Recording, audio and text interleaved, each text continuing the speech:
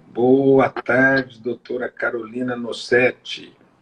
Tudo bem, Paulo? Prazer estar aqui com você. Boa tarde. Como o senhor está? Muito bem. O senhor está no céu, eu estou bem. Que bom. Um prazer estar aqui. O que Muito. temos em comum é a Oi? defesa. Nós temos muita coisa em comum. Entre elas, o sotaque. Você é de onde, Carolina? Arujá. É de Arujá, aqui pertinho de São Paulo. Mas eu estudei em Mogi das Cruzes a vida toda. Ah, muito bem, muito bem. Mas Doutora Carolina, eu já te apresentei aqui, não é? sim, O João Gabriel me passou um currículo seu e eu já fiz a tua apresentação aqui.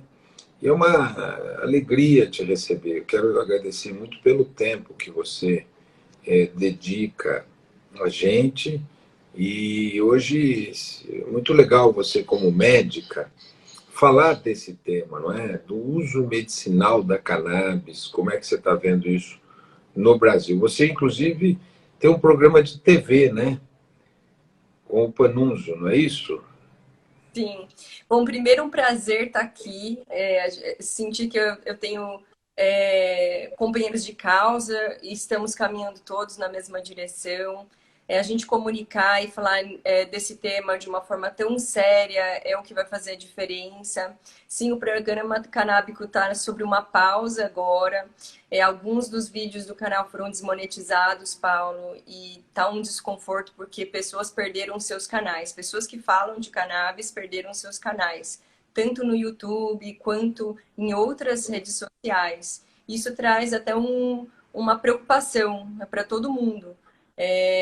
Como que a gente pode falar disso de uma maneira legítima se as políticas das políticas das comunidades, das mídias sociais, tratam disso como fosse uma droga controlada da nossa saúde. Então, vale a pena a gente trazer essa consciência, Paulo, que a comunicação está sendo dificultada em diferentes meios sociais, em diferentes redes sociais, sempre desculpa. Mas tá aqui falando no canal, e falando na Câmara, e falando em outros lugares legítimos, eu acho que é o que vai fazer diferença. Então, agradeço muito o convite. Vocês estão fazendo um trabalho maravilhoso. Contem comigo. E é só no debate, na conversa, que a gente consegue clarificar esses pontos e mostrar o impacto positivo, não só na vida dos pacientes, mas também dos cuidadores, familiares e todos em volta desses pacientes que não estão tendo assim, a efetividade terapêutica que eles precisam com as medicações tradicionais ou farmacêuticas que estão sendo prescritas. Não digo tradicional, é o que tem 5.000 anos de história, mas é o que está sendo prescrito hoje, não está sendo efetivo. E fala um pouquinho, doutora Carolina, sobre a sua experiência e as enfermidades. Eu não sei se eu posso chamá-las de enfermidades assim, né? Mas os pacientes que você tem tratado e que você tem visto serem tratados com o uso da cannabis e qual é a efetividade desses medicamentos? E se você Sim. pudesse falar Bom, mais alongadamente sobre cada tema, não precisa ser tão panorâmica. Acho que a pessoa que está aqui hoje quer saber um pouco mais. Então, se você puder que bom. aprofundar um pouco em cada. Você tem tempo. Aqui você tem tempo, tem só aquela 1 hora de tempo do programa, mas você tem todo o tempo para falar. Eu agradeço, eu acho que aprofundar é válido. Bom, as indicações principais hoje que os pacientes fazem um requerimento na Anvisa para importação, autorização de importação, são epilepsia, autismo, doença de Parkinson, doença de Alzheimer, dor crônica, principalmente a dor neuropática, que é uma dor de difícil controle, pacientes usando quimioterápicos, não só pacientes com câncer. Eu acho que essas são as principais, mas tem outras indicações que também estão aumentando em termos de interesse e prescrição, que é insônia, ansiedade, fibromialgia, psoríase e endometriose. Dependência química também tem aumentado nos últimos meses. Então, essa é o geral. Agora, falando um pouco mais em minúcia de cada uma dessas indicações, bom, primeiro na epilepsia, é uma das indicações que a gente tem mais embasamento científico. Epilepsia, dor crônica e espasticidade, que é uma rigidez muscular, é o que a gente tem mais robustez.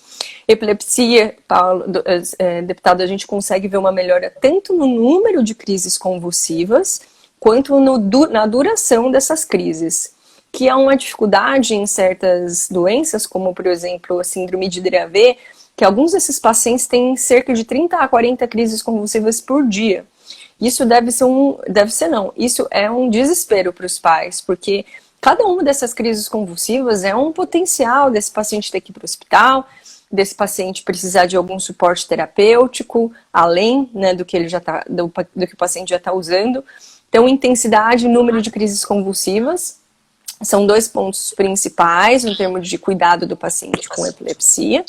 Mas a gente também vê a cannabis como um potencial anti-inflamatório. E como existe uma relação neuroinflamatória nesses pacientes, porque muitas vezes eles têm crises convulsivas sequenciais, então o potencial neuroprotetor e antioxidante dos canabinoides pode ser bem benéfico nesses pacientes. Uma outra indicação que é o autismo, eu acho que é importante e válido a gente trazer com destaque. Por quê? Hoje a gente não tem uma medicação específica para o autismo na farmácia, deputado, e é interessante que 1 entre cada 59 crianças, segundo o CDC, que é um órgão de governo americano, 1 em 59 crianças estão dentro do espectro autista. Tem uma prevalência enorme. Todo mundo que está aqui nessa live vai ver esse vídeo, conhece alguém ou uma família que tem uma criança com autismo.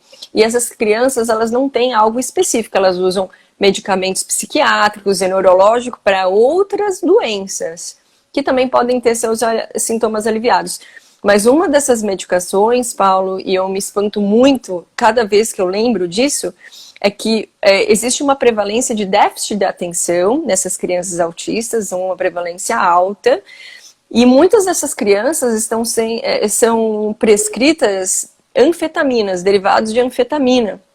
Então eu fiquei muito espantada de saber que, como médica, crianças estão usando medicamentos que parecem anfetamina e realmente anfetaminas para esse controle de déficit de atenção. Então, ter uma opção segura, deputada, eu acho que é essencial, porque essas mães se sentem desconfortáveis com a quantidade de efeito colateral que precisa, porque muitos desses pacientes têm que usar uma série de medicamentos. Essa é a segunda indicação. A terceira que eu mencionei é a doença de Alzheimer. Muito complicado para as famílias, porque a efetividade das medicações disponíveis é muito baixa. E muitas delas melhoram condição do paciente, mas podem ter o potencial de diminuir a vida, assim, em termos de tempo mesmo de vida desses pacientes, o que é muito desconfortável de você fazer uma escolha de Sofia dessa, como profissional da saúde e como cuidador. O que a gente vê de melhor, deputado, nesses pacientes com doença de Alzheimer? Vou falar aqui alguns tópicos, mas recomendo quem está aqui escutando a gente que veja o vídeo do seu Ivo, da Associação AGAP, que teve a sua vida transformada e da sua família também. Ele demonstrava agressividade, ele demonstrava outros pontos. O deputado já viu o vídeo do seu Ivo? Ainda não, vou assistir. Nossa, impactante esse vídeo. E nesses pacientes, deputado, a gente vê uma melhora do apetite, melhora do padrão do sono, ansiedade, agressividade. Muitos desses pacientes também têm dor, distúrbios cognitivos. E é interessante que esses pacientes com Alzheimer, eles têm algo que é seletividade alimentar, que é muito parecida com as crianças autistas também. O que é isso? É só comer um grupo pequeno de alimentos, então só vou comer banana, só vou comer arroz e feijão, não come mais nada. Criança autista também tem isso. Então a gente ter um produto que pode modular o apetite, e às vezes é falta de apetite, e às vezes é apetite demais, mas essa modulação do apetite nos idosos é algo extremamente impactante pelo perfil de segurança dos canabinoides. E na cognição, deputado, muitos desses pacientes começam a ter melhor memória, melhor foco e atenção.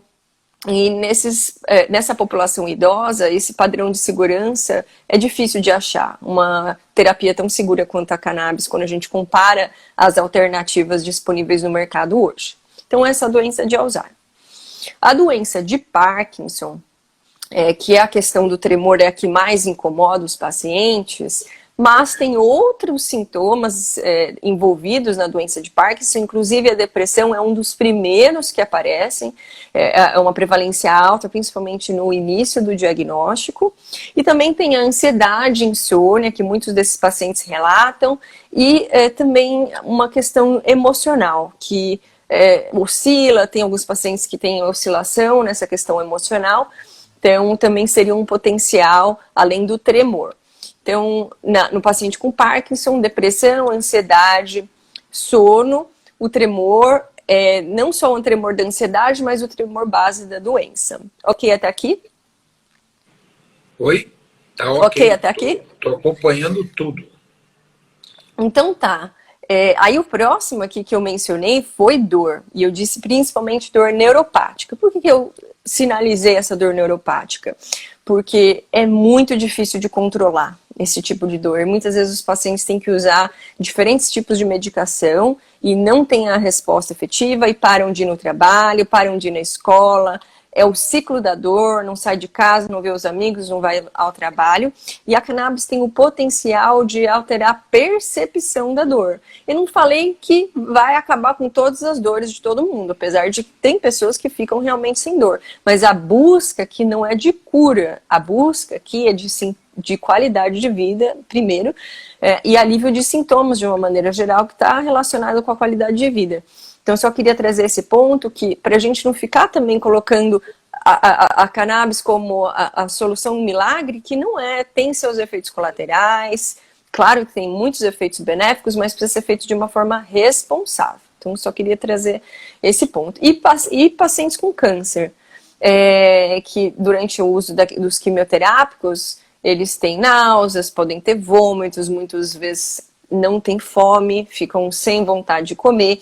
E a questão social do paciente oncológico não pode ser negligenciada. Sentar na mesa e não ter vontade de comer e ter uma aversão à comida é algo muito cruel para esses pacientes que precisam comer, não têm apetite, não têm vontade de comer, tá todo mundo sentado na mesa comendo e eles lá sem vontade nenhuma. E essa questão social, também a cannabis ajuda. O óleo rico em THC é um dos que mais ajuda, né, quando comparado com o CBD. O CBD, ele ajuda na diminuição dessa aversão, mas ele não traz o que a gente chama de aumento do apetite, que é a larica, que para o paciente oncológico é um efeito muito benéfico, não é nem um efeito colateral, né? Se usa direitinho a planta, tem planta que vai tirar a fome e tem planta que vai aumentar a fome. Então, no caso dos pacientes usando quimioterápicos, o interessante é o uso de canabinoides que aumentam a fome. Então, essas são as principais indicações, deputado, se tiver alguma pergunta específica para alguma delas, mas antes de passar para as perguntas, eu queria deixar aqui um parêntese. Claro que a cannabis é uma terapia efetiva em diferentes indicações e que tem baixos efeitos colaterais. Mas se o paciente não estiver ajustando a sua alimentação, o que é isso? Leite e derivados, a gente já sabe, principalmente das crianças autistas, que o leite ele influencia na absorção dos nutrientes no nosso intestino. Leite e derivados, a gente não tem as enzimas do bezerro, a gente não consegue ter a mesma digestão, não é só a lactose, assim, várias outras proteínas ali que dificultam a absorção dos nutrientes. O glúten, né, na farinha branca, no pão, no macarrão, também comida processada, deputado. O que é isso? Embutido, então mortadela, presunto, salame. Todos esses têm conservantes que podem prejudicar a absorção de nutrientes. E também não adianta estar querendo melhorar da dor e com pensamento negativo, falando mal dos outros, a gente tem que também trazer uma consciência em termos do que a gente fala e meditação, respiração, tem alguns métodos que não podem ser negligenciados, deputado, e um movimento. A gente se movimentar, quem pode fazer exercício físico. Então, uma vez esses três, né, o pensamento, o alimento e o movimento, para quem pode fazer, né, os três, ou faz um ou faz outro, é muito importante que esses pontos sejam conversados com o profissional de saúde antes da cannabis. Por quê? Porque senão corre o risco de queimar uma medicação, sendo que o paciente não está ajustando seus hábitos de vida. Então, os hábitos de vida adequados, com comida para humanos, com nutrição funcional, sem comida inflamatória, porque o leite é inflamatório, o glúten é inflamatório. Se a gente tira esses inflamatórios e tem uma vida saudável, a terapia canabinoide, deputado, é muito efetiva e é recomendada em muitos casos quando a gente compara as medicações tradicionais que estão sendo feito uso. Doutora Carolina, posso te fazer duas perguntas? Claro. A primeira delas é a seguinte pergunta. A senhora, quando as pessoas falam em cannabis, aí as pessoas falam, onde eu vou arrumar? Aí normalmente tem os óleos de cannabis. Né? Eu queria perguntar isso. A senhora é médica, né? A senhora, portanto, está autorizada a prescrever. Né?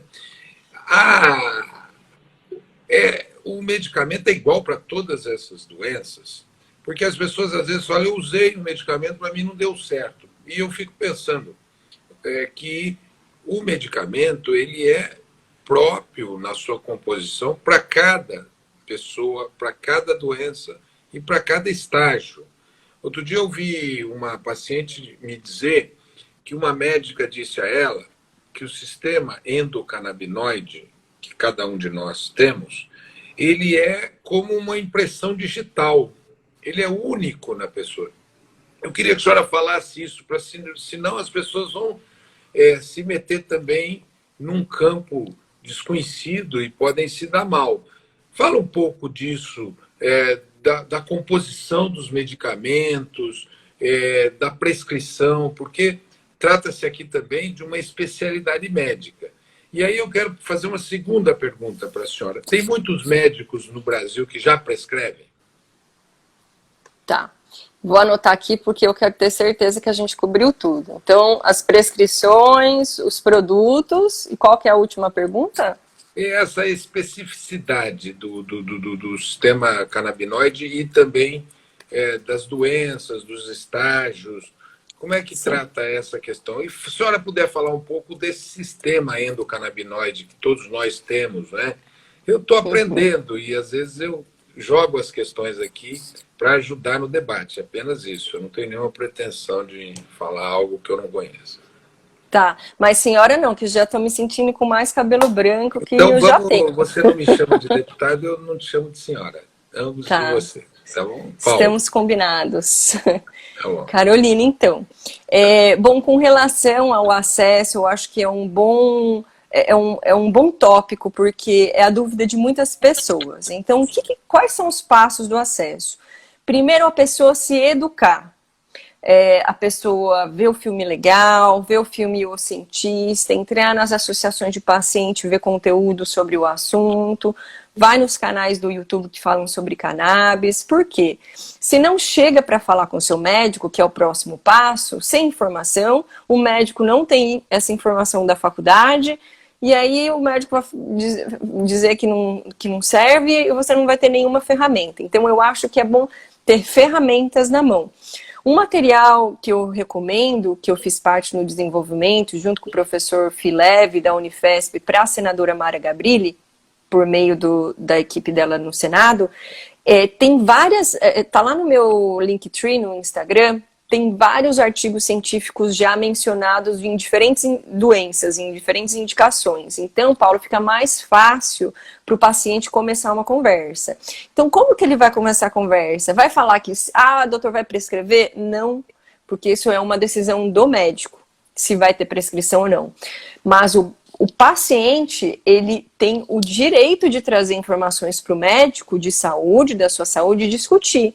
Então, o approach que eu sugiro é que ele leve esse material, ou esse material da senadora Mara, ou um artigo científico que conseguiu imprimir, ou algum material científico de alguma associação, e leva para falar com o seu médico: olha, doutor, esse artigo aqui está mencionando que existe uma indicação no caso de autismo. Eu tenho uma criança autista, eu tenho insônia, eu tenho ansiedade. Vamos conversar sobre esse assunto? Traga isso para a conversa com o médico. Então, esse é o segundo passo: conversar com o seu médico. O médico vai ler, vai ter que estudar, ele não vai poder, não é de uma hora para outra, nem todo médico tem esse tempo ou essa vontade. Então, a gente tem que ter essa consciência. Talvez não seja esse médico, talvez esse médico não se sinta, ele não é que ele é mau e que ele não quer ver você bem, mas talvez ele não tenha esse tempo de estudar, ou não se sinta seguro enquanto ele não estudar uma quantidade de horas. E para isso, tem vários listas de médicos em diferentes associações de pacientes, que esses familiares, cuidadores e pacientes podem olhar a lista e ligar, e entender se tem alguma sinergia ou se é uma indicação que esse médico trate ou deixe de tratar. Então, é achar o médico certo. Esse é o segundo passo. O médico vai examinar, vai fazer a prescrição, que é o próximo passo, se ele achar que tem uma indicação. E aí essa prescrição vai depender do próximo passo, que é o acesso. Então, são algumas formas de acesso à cannabis hoje. Uma delas é por meio da RDC 335 de 2019, que regulamenta a comercialização de produtos derivados de cannabis nas farmácias. A próxima é a regulamentação 327 de 2020, que é o substituto da RDC 17 de 2015, que regulamenta a importação individualizada de produtos com canabinoides. E não é só CBD, eles permitem o THC também, e não é de hoje que eles permitem, tá? Já faz um bom tempo. Então, essa é a segunda forma. A terceira forma é por meio de associação de pacientes. Então, tem duas associações hoje que têm uma proteção legal sobre a cultivo e a distribuição por meio dos seus associados, mas tem outras que estão fazendo a produção e tem óleos de qualidade, não tem como a gente ter certeza, e como você falou, é um desafio, porque qual que é o produto, né, tão específico. Então, essa é a terceira. E a quarta forma de acesso, Paulo, é o HC. Então, é um remédio legal, que não é uma autorização de cultivo, mas tem essa proteção legal para os pacientes que querem fazer o cultivo em casa. Qual que é o desafio do cultivo em casa? Primeiro, que é uma criança essa planta. Tira para a luz, volta para a luz, tira da luz, dá comida, tira a comida, lava aqui, corta ali. Então, tem que ter uma disponibilidade, uma técnica. É possível, tem mais de 100 pessoas hoje com esse habeas corpus. Então, é uma forma legítima de acesso.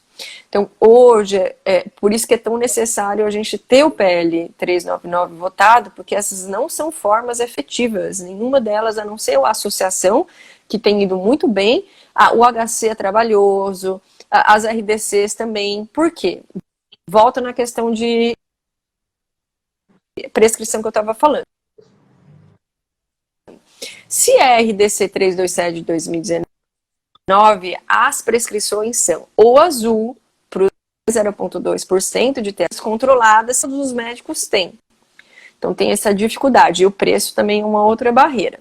Se o paciente vai ter acesso por meio de um produto importado, vai precisar da receita branca, uma receita simples, todo médico tem, e pode mandar para o portal do governo para eles avaliarem e você ter a autorização para importação.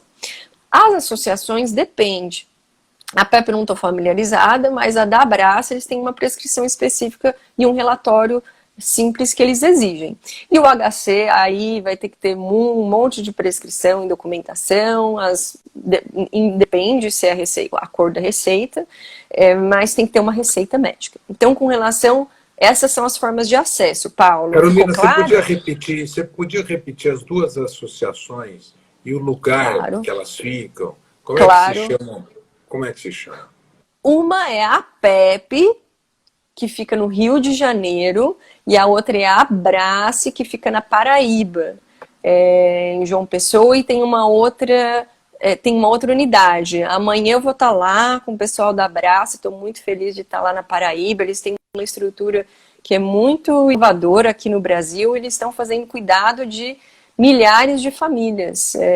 Acho que 5 mil da última vez, ou 7 mil, agora eu não lembro como que está a contagem, mas é um número impressionante de pessoas que estão sendo beneficiadas por essas duas associações e por outras que tem no Brasil, mas essas duas são as que têm essa proteção legal, Paulo, e as duas já fazem acesso, cada uma da sua forma.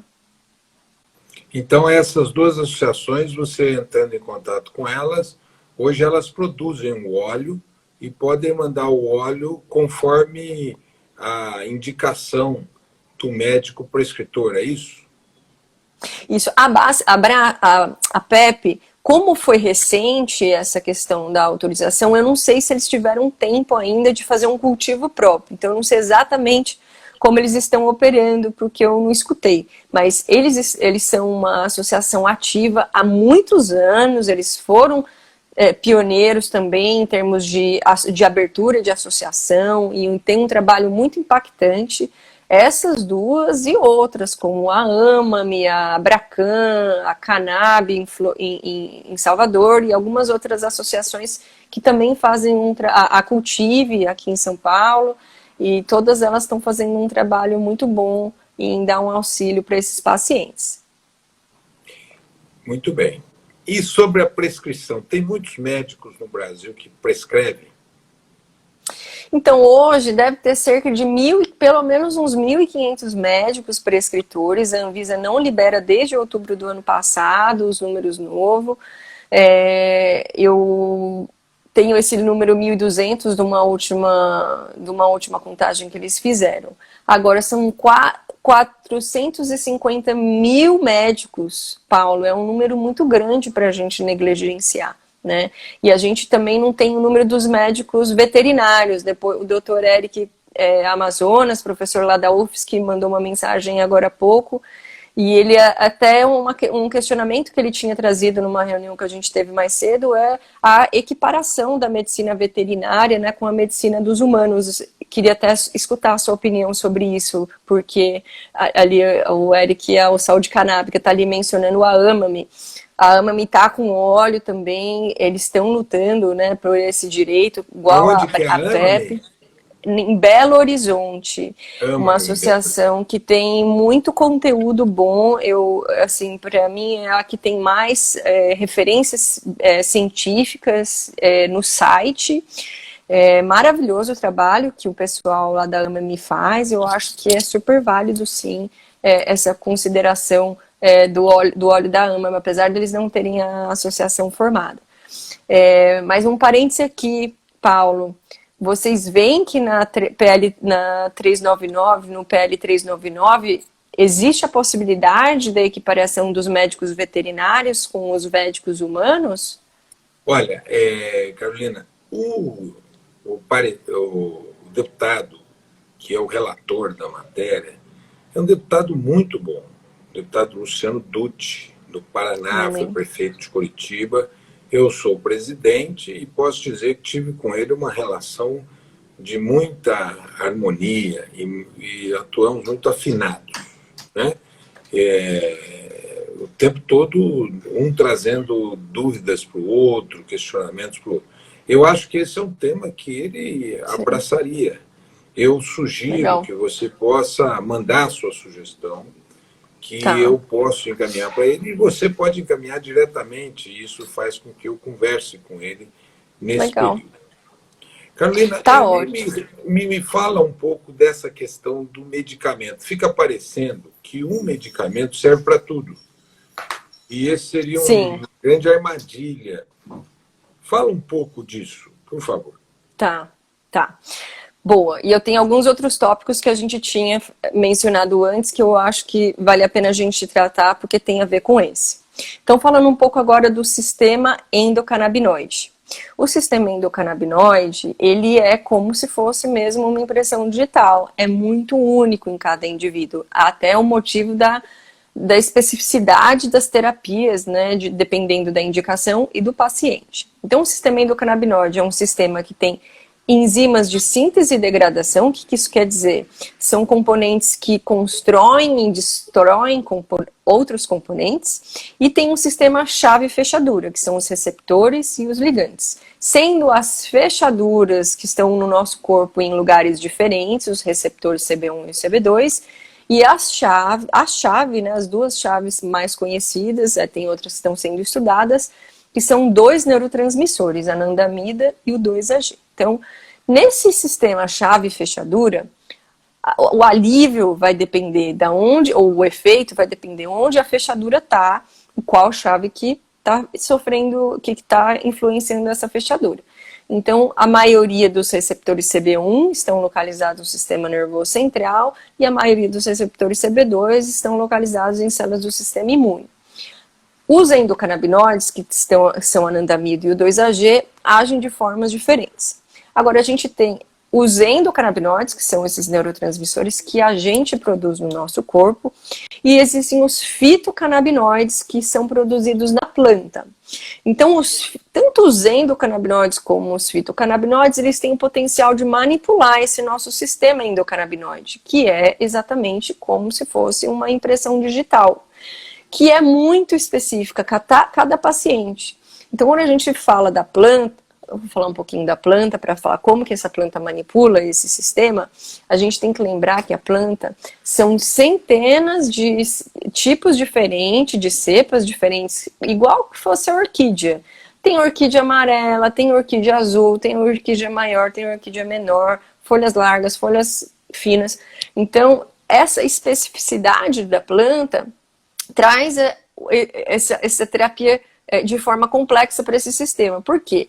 Cada planta é muito rica. São mais de 480 compostos já documentados. São 3 categorias principais. Os canabinoides, mais de 100 já documentados, CBD e THC são os mais conhecidos. Temos a categoria dos terpenos, que são os óleos essenciais, eles têm potencial terapêutico. E temos os flavonoides, que dão cor e a sabor para os alimentos, e tem outros componentes menores. Então, dentro dessas 3 categorias, quando os pacientes usam a cannabis, o nosso sistema endocannabinoide, dependendo da proporção entre esses componentes, vai ter ações ou efeitos diferentes, Paulo. Então, por isso que é difícil, porque olha a complexidade do sistema, com essas 4 partes principais que eu mencionei, sofrendo influência dos fitocannabinoides da planta, que também, assim, tem tantos tipos diferentes que a gente não consegue ter um controle perfeito e dizer assim, olha, essa planta é só para isso, ou é só para aquele paciente, ou é só para... Não, sabe por quê? Tem terapias que você usa de manhã uma quantidade é um efeito, se você usa à noite a mesma quantidade é outro efeito. Então, mesmo o paciente com o mesmo produto, usando em horas diferentes, pode ter efeitos diferentes. Por quê? Os canabinoides em baixas quantidades, eles tendem a estimular. De uma maneira geral, isso não é a regra. Em quantidades maiores, tende a sedar. E a quantidade maior é diferente para um paciente e para outro. Uma quantidade maior para um paciente pode ser 2 gotas, ou 2 miligramas, ou 3 miligramas. E para um paciente, uma quantidade menor pode ser 10 miligramas. Então, varia muito e a gente não consegue ter uma certeza absoluta de qual que é a terapia certa, com a planta certa, com o paciente certo, mesmo porque vai mudando. E aí uma outra questão que você menciona é essa dificuldade do produto. Como escolher um produto específico com essa dificuldade todinha de achar o produto certo? E eu vi ali alguém colocando suplemento. É um pouco disso mesmo, porque existe até uma doença ou uma síndrome que é descrita pelo Dr. Ethan Russell, que é um americano, que é a síndrome de deficiência endocannabinoide.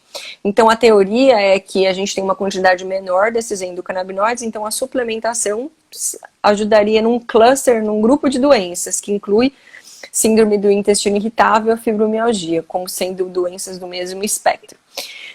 Então, nessa qualidade de planta complexa, a gente não pode nunca ter certeza qual que é o produto certo. Então, a gente normalmente inicia com produtos com um padrão mais seguro, por exemplo, óleos ricos em CBD, e vai aumentando de forma muito devagar, progressiva, e a gente atinge uma certa dosagem e a gente reavalia esse paciente. Se precisar, a gente vai adicionar outro produto rico em CBD, ou a gente vai buscar um produto rico em THC ou outros canabinoides para entender se é uma questão dos terpenos, o desafio, ou se é uma questão dos canabinoides. E lembrando que também não adianta a gente falar, mas eu tomei e não deu certo. Mas você usou a cannabis e você estava comendo queijo?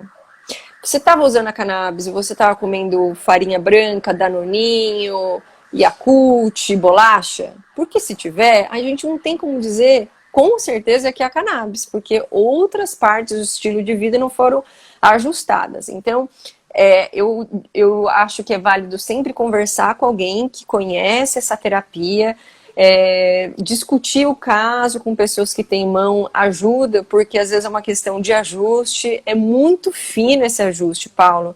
Então a gente precisa ir na tentativa e erro e ter esse alinhamento de expectativa. Eu não acho que é um comprimido 3 vezes por dia e vai resolver. Outra pergunta que você fez foi com relação aos estágios, se funciona em qualquer estágio. E é interessante que tem algumas indicações que um tipo de planta tem uma resposta melhor no começo e tem algumas que têm uma resposta melhor em estágios mais avançados. Vou te dar um exemplo. Na doença de Alzheimer, no começo, o óleo rico em THC nem sempre é bom para a maioria dos pacientes. Eles têm uma resposta, pelo menos é o que eu vejo na minha prática clínica, inicialmente com óleo rico em CBD. Com o avanço da doença, a gente vê uma diminuição clara do apetite e apatia. E esses são 2 pontos que o óleo rico em THC pode ajudar. Tanto no aumento do apetite, quanto em dar mesmo uma alegria para esses pacientes. Ter a euforia, que é essa alegria, como efeito, ao invés de até de efeito colateral, pode ser positiva para um paciente que está com depressão. Então, eu acho que a gente tem que considerar o estágio e o paciente. Tem paciente que não, que a única dificuldade que ele tem talvez seja a falta de apetite, e um óleo rico em THC seja o suficiente. Então, essa é uma decisão do médico e do paciente, tá? Por isso que eu digo que não tem regra. E aí, uma outra questão que foi mencionada é a especialidade. Não existe uma especialidade hoje em cannabis ou endocannabinologia. Então, trabalhos como o da professora Cate, da Universidade Federal da Paraíba, da professora doutora Cate, e do professor doutor Eric Amazonas, na UFSC, é muito importante para trazer isso realmente para a grade curricular. E quem sabe, um dia, recentemente, a gente consiga ter isso em todas as grades curriculares, porque esses 2 profissionais, cada um na sua área da saúde, incluíram isso em alguns cursos da graduação. Então, a gente precisa ter mais pessoas estudando e falando sobre isso, e um dia isso pode ser sim, como a gente tem a cardiologia, como a gente tem a neurologia, acho que a gente tem que ter a canabinologia também, ou endocannabinologia. Tem pessoas que falam que é um pleonasmo, porque é nosso mesmo, tem que ser endo, mas isso é uma questão semântica. Mas eu acredito, assim, 100% que um dia a gente vai ter uma residência de canabinologia. Isso eu não tenho dúvida. Não sei se é daqui 5 anos, se é daqui 50. Mas eu vou parar aqui um pouquinho e eu tenho uma pergunta. A minha pergunta, também, Paulo, eu vou ouvir sua pergunta, mas para não me esquecer, vou fazer 2 perguntas. A primeira é, qual foi o papel que o doutor Elisaldo Carlini teve na pesquisa do uso medicinal da cannabis? E a segunda pergunta, qual a tua opinião sobre o projeto de lei 399? Pode fazer a sua agora. Tá. A minha existe a possibilidade do governo barrar essa nossa votação do PL 399? Olha, a minha opinião é que nós vamos ganhar. Nós vamos ganhar. Na comissão já tem maioria, só que como nós estamos vivendo durante a pandemia e não está tendo trabalho das comissões, ele terá que ir diretamente para o plenário. Vai votar a urgência e depois o conteúdo. Eu acho que passa no plenário. Eu acho que nós vamos ganhar. Os meus números já indicam que vamos ganhar. Depois, no Senado, eu acho que também vamos ganhar, porque é a ciência. Nós estamos discutindo a ciência contra a ideologia, né? Uhum. E se, eventualmente, ele fizer algum veto, eu acho que o Congresso derruba o veto. Embora, dentro do governo, tem gente que defenda essa posição. E no Congresso está formando uma maioria muito importante. Que bom. Assim, eu acho que vale a pena as pessoas que tomam decisão fazerem uma análise muito crítica, não só do impacto financeiro e da saúde, mas também social, porque a gente está vivendo num momento agora que essas áreas todas poderiam ser altamente impactadas pela aprovação do PL.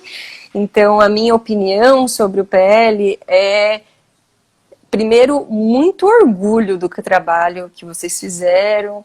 Eu tenho essa dificuldade de assim, engolir o quão bagunçado é o Brasil. Fiquei 10 anos fora, minha cultura ficou outra.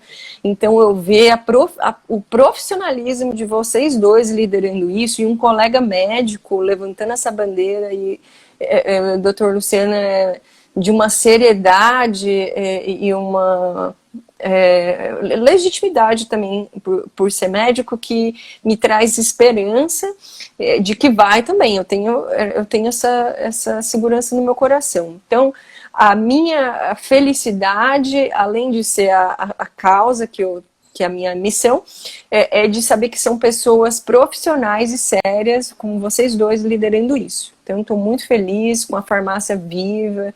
Eu acho que isso faz toda a diferença de ser incluído, a questão das pesquisas, das associações. Então, eu vi que vocês tiveram um cuidado ali em todo mundo, na parte veterinária. Claro que tem as ressalvas, né? Muitas pessoas poderiam ser beneficiadas pela questão do habeas corpus, mas, de novo, a intenção aqui é atendermos uma demanda de pessoas que precisam viver agora. E a gente, no dia seguinte que o PL 399 for aprovado e virar lei, podem contar comigo 100% da gente falar de formas mais abrangentes. Mas agora a gente precisa dar as mãos, a gente não pode ficar assim, querendo tudo. A gente precisa pensar de forma, primeiro, empática, né? Porque tem o outro se ofender agora. Cada vez que a gente para discutir outras coisas que não estão nesse PL, a gente demora e as pessoas estão precisando ser salvas hoje. E também uma questão estratégica, porque se a gente não passa isso agora, não sabemos como vai passar. Então, se você é uma pessoa que está nos escutando e não concorda 100%, vamos já buscar uma solução para o dia seguinte. Por quê? Se você falar assim, olha, eu não concordo com tudo, então eu não vou apoiar, você está apoiando por default o outro lado. O isentão aqui, no caso do PL 399, que não gostou de uma vírgula, faltou isso, faltou aquilo, está impactando diretamente, de forma negativa, na vida das pessoas que poderiam sim ser salvas. É ideal? É o perfeito? Não, não é o perfeito, mas é o melhor agora, é o melhor que a gente já teve no Brasil, é o PL 399.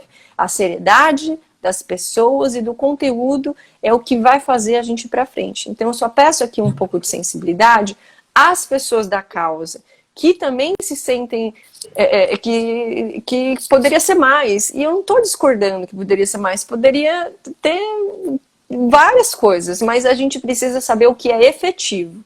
Então, a minha opinião é que eu acho que é o que a gente precisa, Paulo. Isso vai impactar milhares de pessoas e eu estou orgulhosa de ser brasileira e de ver esse assunto ser discutido com essa seriedade. Essa é a minha opinião sobre o PL 399.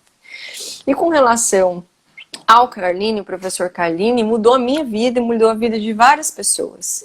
Inclusive, projetos nos Estados Unidos que tinham o intuito foram os primeiros, foi um grupo do Colorado a dar essa terapia para uma criança, se inspirou inicialmente no trabalho do professor Carlini. Por quê? Foi o primeiro estudo clínico do mundo a falar sobre o uso terapêutico de canabinoides em humanos de forma segura.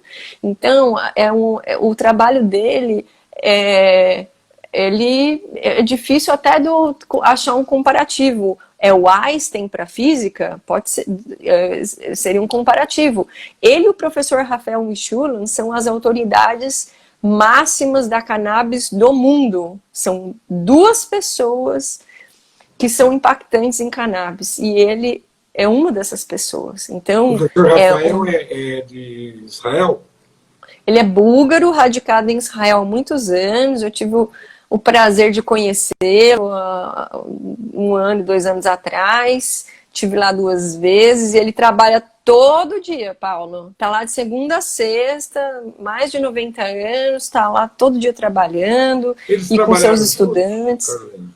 Trabalharam, eles fizeram eles publicaram um estudo clínico em 1980 sobre o uso de canabidiol em pacientes epiléticos e saudáveis. Eles foram os primeiros a fazer um estudo com pessoas e fazer essa publicação do estudo. Então os dois tiveram assim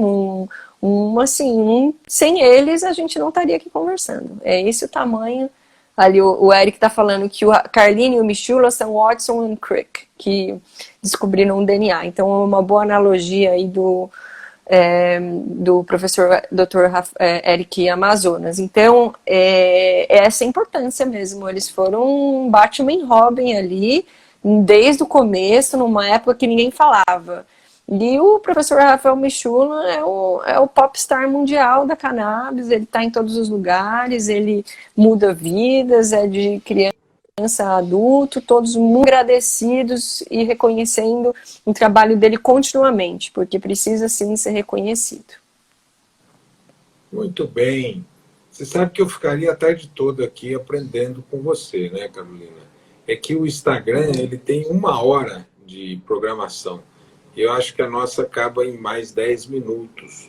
Então, aproveita esses 10 minutos para desenvolver um pouco mais. Mas eu aproveito o programa aqui para prestar minha homenagem. Que depoimento bonito sobre o Dr. Carlini. Eu acho, viu, Carolina, que se nós... que ele mereceu ganhar um Oscar. Ele mereceu ganhar o Oscar. O Oscar não, desculpa, o Prêmio Nobel. Nobel. O Prêmio Nobel Os dois.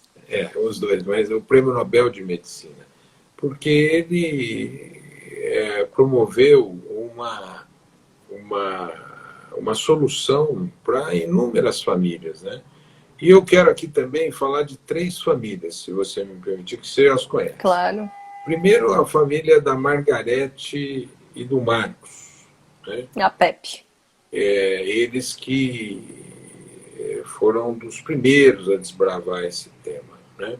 Segundo, a família do Norberto e da Catiele. Eles são pais da Anne Fischer. Isso. Que também foram muito importantes, são muito importantes. E a terceira, a Cidinha. Se não me engano, o filho é Julian. Clarion. Clarion. Essas 3 famílias, elas que trouxeram esse tema, porque quando esse tema se volta à criança, e as epilepsias ou as doenças raras, ganha outra dimensão, né? Uma dimensão médica. E essas famílias mostraram o valor terapêutico desses medicamentos. E hoje a gente vê lá o Padre Ticão tem os cursos dele, né?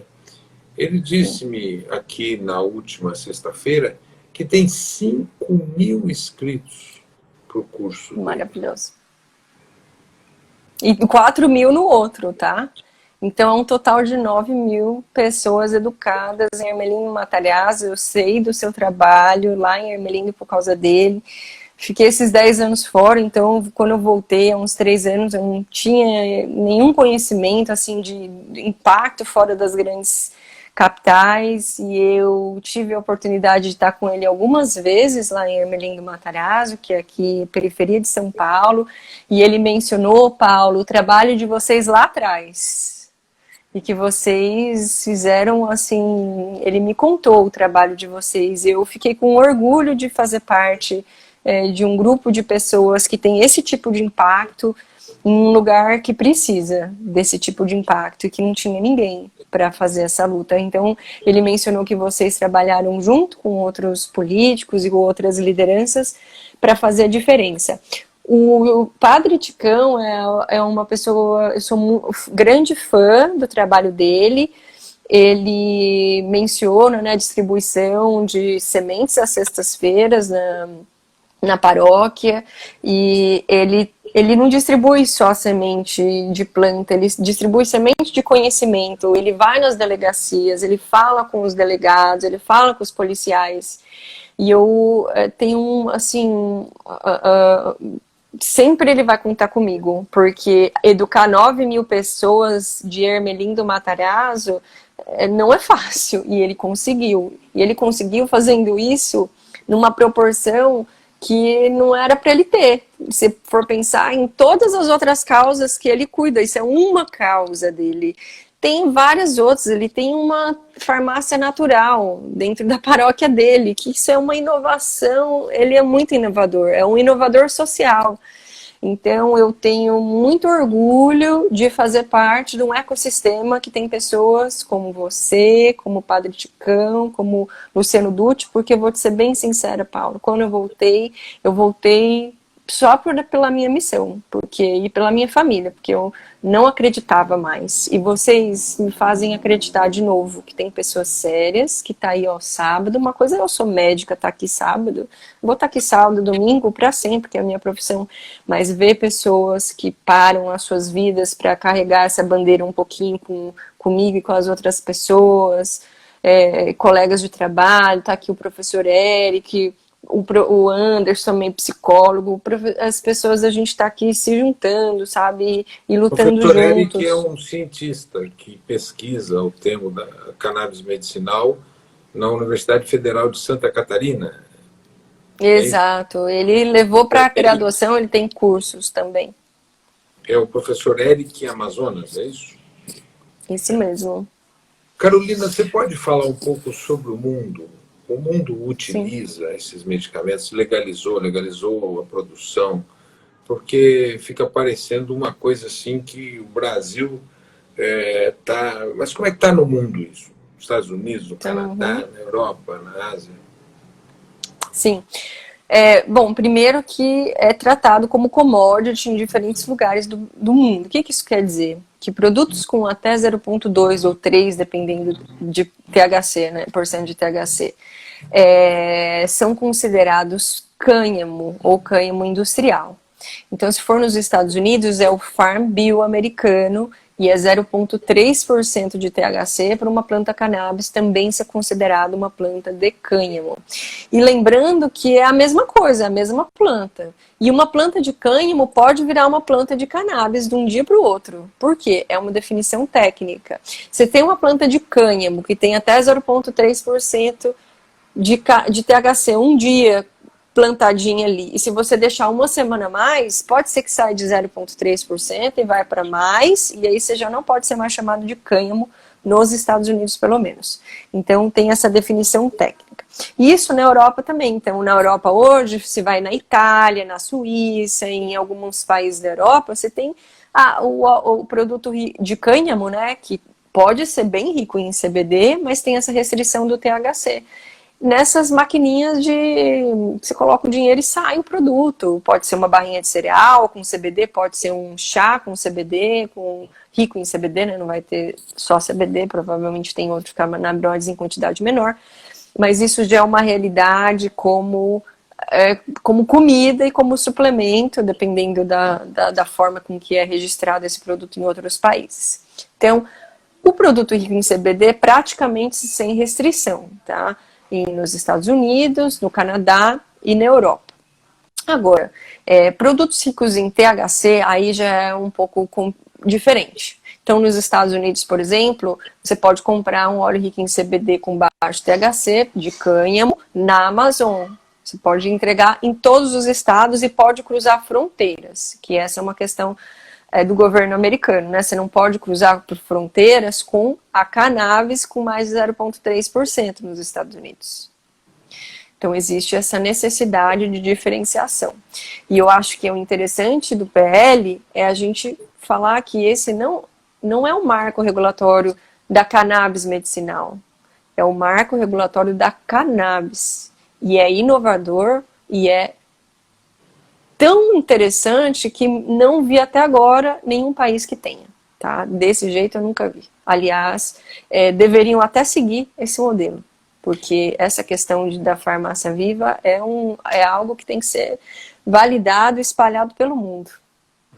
Carolina, o Anderson Matos está falando aqui. Carol, destaque que estamos fazendo um grupo de trabalho sobre cannabis terapêutica, acho que no Conselho Regional de Psicologia de Minas Gerais. Ressalte a importância das interlocuções necessárias. Maravilhoso.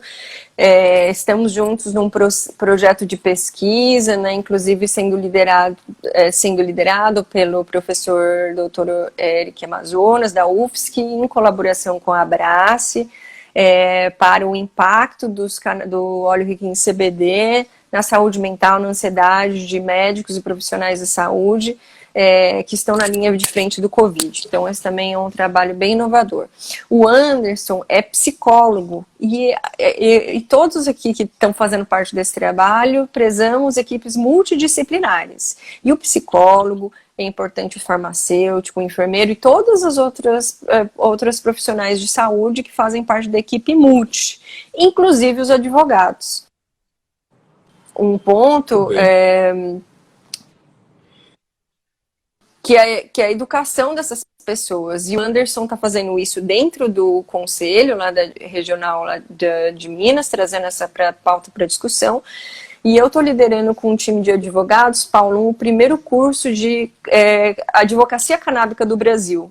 Porque atualmente os advogados eles estão muito focados no HC e eles não estão tendo conhecimento ou um lugar para aprender sobre outros pontos da advocacia canábica, como a gente vê nos Estados Unidos, que é a questão corporativa, a questão de regulamentação para a indústria farmacêutica. Claro, o HC todo mundo tem que aprender, mas tem compliance, propriedade intelectual. Então, por exemplo, tem um profissional que já faz compliance. E a compliance traz segurança nesse cuidado. Então, o que o Anderson está fazendo é desbravando dentro da área dele, que é psicologia. Mas os advogados têm que fazer isso nas áreas dele, o farmacêutico. Então, que mais profissionais sigam o que o Dr. Eric está fazendo como médico veterinário e como o Anderson está fazendo como psicólogo. Se cada dentro da sua área fizer a mesma coisa, fizer curso, como o Eric tem um curso aí para os veterinários, eu estou com esse grupo de advogados, estou fazendo um curso para advogados, vai ter um curso de profissionais de saúde,